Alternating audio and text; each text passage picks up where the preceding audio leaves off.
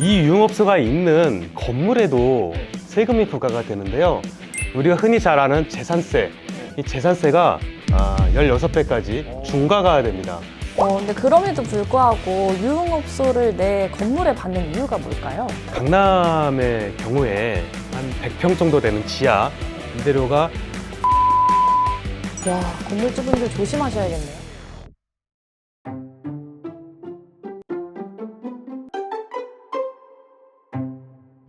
샌디의 빌딩 상담소.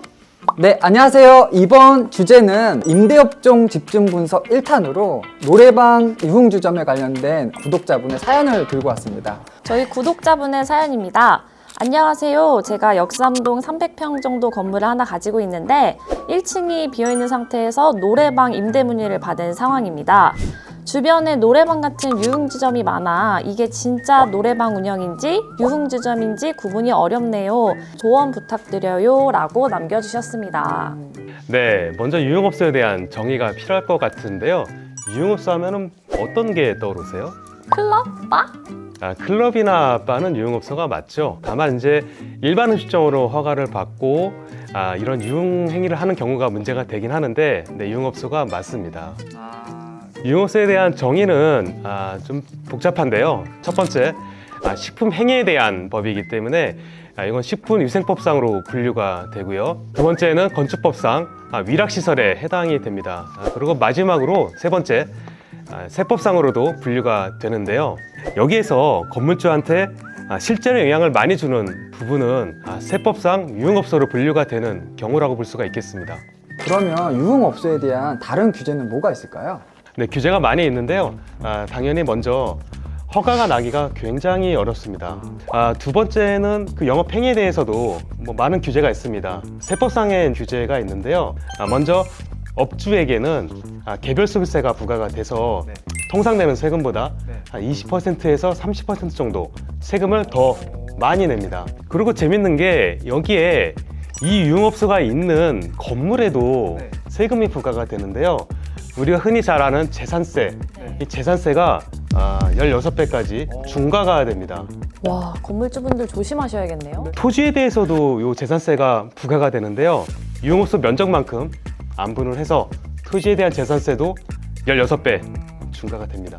그 유흥업소가 있는 건물을 가진 건물주가 알고선 주의해야 되는 사항이 뭐가 있을까요? 관리상으로 봤을 때는 먼저 이 유흥주점이나 이런 것들이 있을 때 영업행위에 대해서 불법행위가 있다면은 이게 단속이나 또는 신고에 의해서 정지가 될 수가 있습니다. 영업정지가 된다면은 임대료가 미납될 가능성이 높아지겠죠. 두 번째는 위반 건축물에 대한 문제가 좀 많이 있는데요.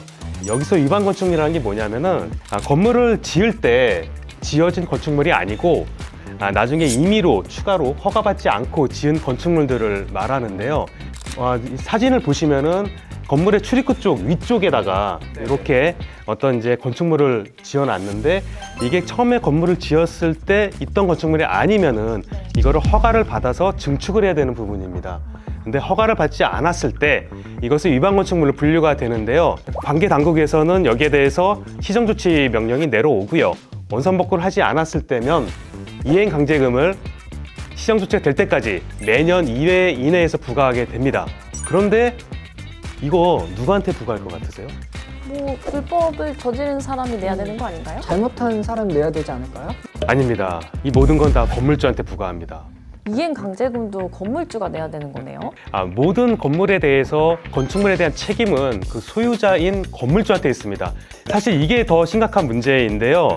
허가가 나지도 않고 또 시설 투자도 굉장히 많고 굉장히 희소성이 있겠죠. 권리금이 굉장히 높게 형성될 수밖에 없습니다. 이 소유하신 업주분은 당연히 이것을 높은 권리금을 받고 매도하려고 하실 거고 이런 행위가 반복되다 보면은 건물주 입장에서는 업종을 바꿀 수가 없는 겁니다. 업종을 바꾸려고 하면은 그 임차인분의 저항이 굉장히 심하다라고 보시면 되고요. 그러니까 뭐 유흥업소를 이제 임대를 줘서 건물의 수익이 올라가더라도 뭔가 좀 골치 아픈 부분이 많이 발생이 될 수 있으니 이런 거는 수익도 올리면서 샌드 에셋에다가 좀 의뢰를 하면 좋을 것 같네요.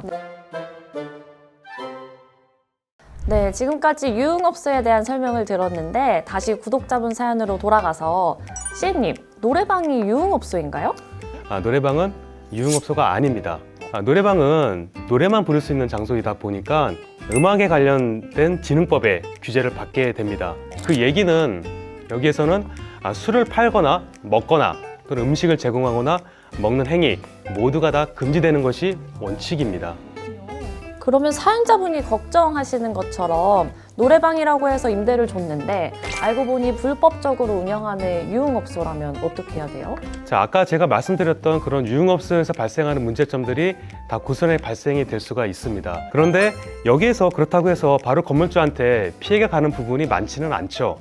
다만 어떤 문제가 있냐면은 이 행위가 계속 반복되거나 또는 사회적 이슈가 된다든지 또 개선이 전혀 안 되는 경우에는 여기 세무서에서도 굉장히 강하게 조치할 수가 있는데요. 예를 들어서 관계구청에다가 어떤 협조문을 보내서 유흥업소로 등록을 해야 된다라고 기존의 사업장을 직권으로 폐쇄시켜 버릴 수도 있습니다.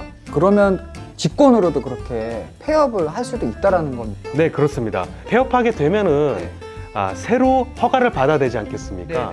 근데 허가가 잘 안 나겠죠.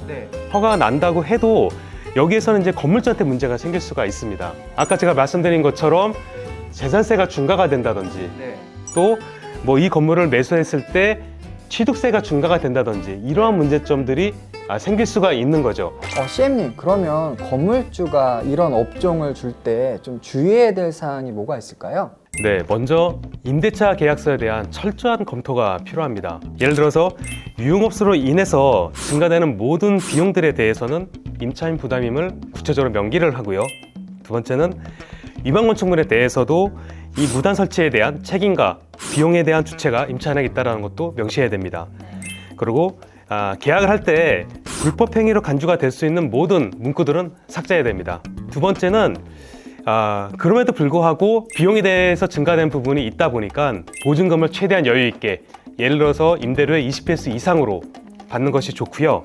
그리고 이 모든 것들이 협의가 다 되면은 지난번에 한번 말씀드렸던 재소선 하에 조서를 작성을 해서 거기에 대해서 이행되지 않았을 때에 대한 리스크를 대비해야 됩니다. 근데 그럼에도 불구하고 유흥업소를 내 건물에 받는 이유가 뭘까요? 수익적인 측면인데요. 강남의 경우에 한 100평 정도 되는 지하 임대료가 뭐 한 2천만 원 정도도 되는 경우가 있습니다. 말 그대로 주변에 시세와는 무관하게 그 사세가 되는 거죠. 어떠한 경우에는 수익적인 측면에서 굉장히 메리트가 사실 있는 거는 사실입니다. 그럼 제가 여기서 밸런스 게임 하나 할까요? 네, 좋아요. 공신이 하나 있는데요. 여기에 임대료 1,000만 원 내고 유흥업소가 들어온다고 합니다. 이거 받으실 겁니까?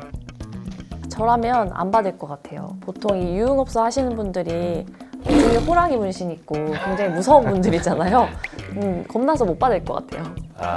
장수 파트너님. 저는 임대료 많이 받고 복잡한 관리는 샌디 에셋에 맡기도록 하겠습니다. 오, 똑똑한데? CM님 해주실 거죠? 어려워요.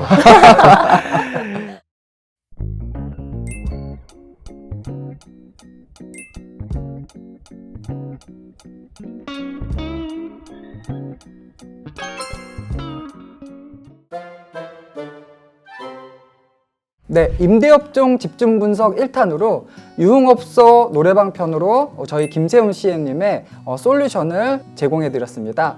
네, 여러분 유튜브 댓글창에 댓글 사연 많이 남겨주세요. 샌디의 빌딩 상담소.